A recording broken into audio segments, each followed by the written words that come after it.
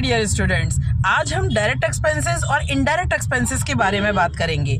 देखिए, पहले अगर मैं एक्सपेंसेस की बात करूं तो कोई मैन्युफैक्चरर है, वो कोई प्रोडक्शन बना रहा है। अगर वो किसी प्रोडक्शन को बना रहा है, किसी प्रोडक्ट को बना रहा है, तो प्रोडक्ट बनाने के लिए उसके कुछ खर्चे होंगे।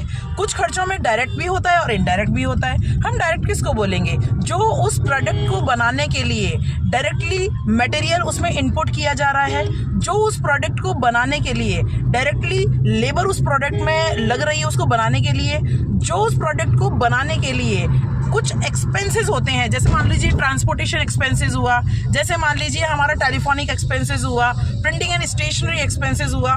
मतलब उस प्रोडक्ट को बनाने के लिए अगर कोई डायरेक्ट एक्सपेंडिचर हो रहा है तो उसको हम डायरेक्ट एक्सपेंसेस कहते हैं। इनडायरेक्ट की बात करें तो जैसे मटेरियल है, अगर हमने किसी टेबल को बनाया तो उसमें लकड़ी, उसमें नेल्स मतलब कीलें, उसमें पेंट, ये सारी चीज़ें हमारी डायरेक्ट एक्सपेंडिचर की कैटेगरी में आते हैं। लेकिन इनडायरेक्ट एक्सपेंडिचर में क्या आएगा?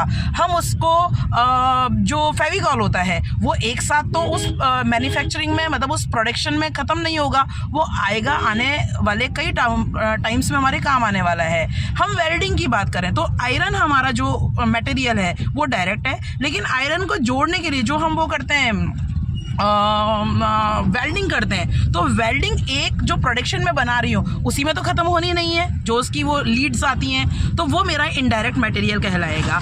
इसी तरह से लेबर, अगर कोई लेबर डायरेक्टली उस टेबल को बना रही है, मेरा मैन्युफैक्चरिंग फर्नीचर का बिजनेस है, तो जो लेबर उस टेबल को बना रही है वो डायरेक्ट लेबर कहलाएगी। लेकिन ट्रांसपोर्टेशन में किसी ने माल को उतारा, किसी ने चढ़ाया, वो मेरी इनडायरेक्ट लेबर कहला रही है मेरी।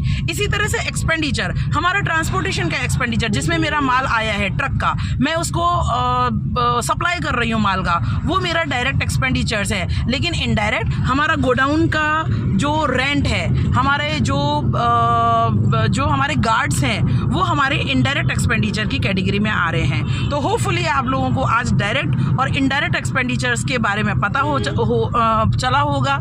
इसी तरह से छोटे छोटे से वीडियोज़ में बना के आपके कॉमर्स के डाउट्स जो हैं वो क्लियर करती रहूँगी और आपके कंसेप्ट क्लियर करने की कोशिश करूंगी। Thank you so much. मेरे चैनल को प्लीज़ लाइक कीजिए, शेयर कीजिए, सब्सक्राइब कीजिए, जिससे कि मैं मोटिवेट हूं आपके जितने भी डाउट्स हैं उनको क्लियर करने के लिए। Thank you so much.